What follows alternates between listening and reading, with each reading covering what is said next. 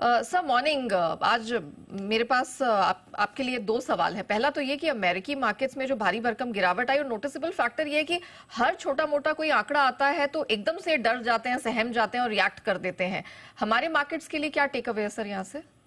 Good morning Neha, बहुत अच्छा सवाल है एक्चुअली कि छोटे मोटे आंकड़ों पर अमेरिकी बाजारों को डर क्यों लगता है। तो देखिए, ऐसे ओवरऑल आप बाजारों का मूड देखेंगे या कहना चाहिए कि गिरावट का माहौल देखेंगे तो आपको लगेगा कि बाजारों में बहुत कुछ खराब चल रहा है, लगता है कि सब कुछ ठीक नहीं है।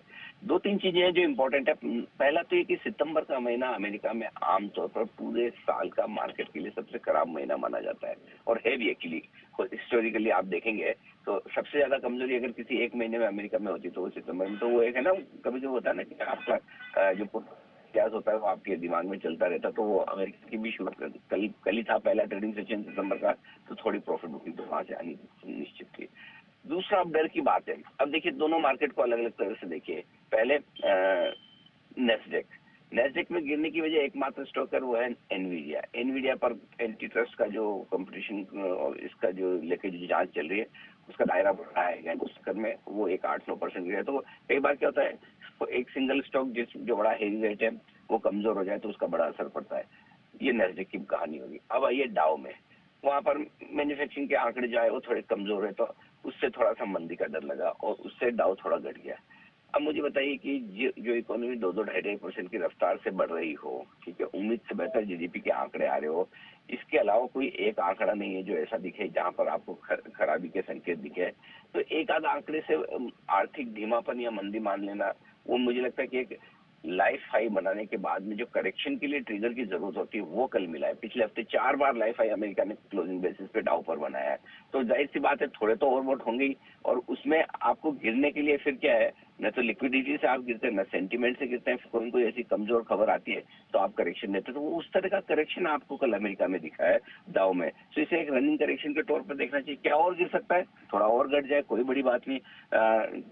लेकिन मुझे लगता है कि ओवरऑल अभी तक ऐसा कुछ बदला नहीं है और बिगड़ा नहीं है। दूसरी बात एक और इम्पोर्टेंट जो है यहाँ, वो ये कि चलिए मंदी का डर है, तो मंदी से बचने के लिए आप क्या करेंगे? दो चीजें हैं आपके पास में, या तो आप ब्याज दरें तेजी से घटाएंगे और उसके साथ साथ आप सिस्टम में लिक्विडिटी और डालेंगे, तो ये दोनों आपको ग्रोथ फिर से लेकर आएगी। सो 18 सितंबर की पॉलिसी में हो सकता है फिर फेड एग्रेसिवली बोलता है हम ब्याज दरें ज्यादा काटेंगे, जल्दी काटेंगे। सो मेरा ये समझना है सब ठीक है, ऐसा कोई बहुत चिंता करने वाली बात नहीं है। अमेरिकी बाजारों में हल्के फुल्के करेक्शन है, थोड़े और हो सकते हैं, बिल्कुल हो सकते हैं 1-2% और अगर मार्केट घट जाए बड़ी बात नहीं। लेकिन इसके बियॉन्ड अगर आपको वाकई में अमेरिकी बाजारों में बहुत ज्यादा मंदी का या टॉप हो गया और यहाँ से कोई बड़ा 10% की गिरावट आ जाएगी, ये कॉल लेना है तो शायद उसके लिए 18 सितंबर की पॉलिसी का इंतजार करना होगा और उसके बाद डायरेक्शन आपको क्लियर मिलेगा। जी, उस पर तो क्लैरिटी 2 हफ्ते बाद आ जाएगी, लेकिन हमारे मार्केट्स में क्या करना है सर? क्योंकि हमारे यहाँ भी 13 दिन की रैली थी, कल हमने उसमें थोड़ा सा ब्रीदर आते हुए देखा है। तो आज क्या करना है? निफ्टी बैंक निफ्टी क्या करें?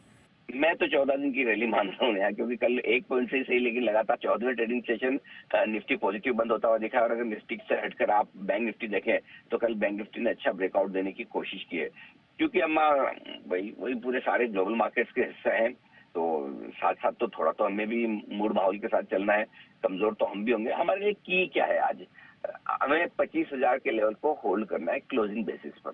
अगर हम 25,000 के ऊपर बंद हो रहे हैं तब तक कोई खास दिक्कत वाली बात है नहीं। और उसका कारण यह है कि आप पिछले 7 सेशन से 25,000 को क्लोजिंग बेसिस पे होल्ड कर पा रहे हैं, तो इसलिए एक चीज तो वो हो गई। दूसरा, बैंक निफ्टी भी बड़े समय बाद पिछले 4 सेशन से लगातार मजबूत होकर मजबूती के संकेत दे रहा है। तो गैप से नीचे खुल जाए, लेकिन खुलने के बाद क्या, उसके बाद वापस फॉलो बाइंग थोड़ी नीचे आती है, सपोर्ट आता है या और डिटेल, ये इंपॉर्टेंट होगा। बैंक निफ्टी भी 51,000 के ऊपर पिछले 8 सेशन से बंद हो रहा है। तो जब तक आप 51,000 को नहीं तोड़ रहे हैं क्लोजिंग बेसिस पे, तब तक आप बहुत बुरे नहीं है। ग्लोबल करेक्शन में आप भी अपना डेफिनेटली थोड़ा कॉन्ट्रीब्यूशन देंगे।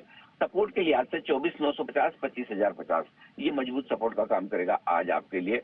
और ऊपरी स्तरों पर 24,225, 24,275 आपके लिए रुकावट की रेंज रहेगी।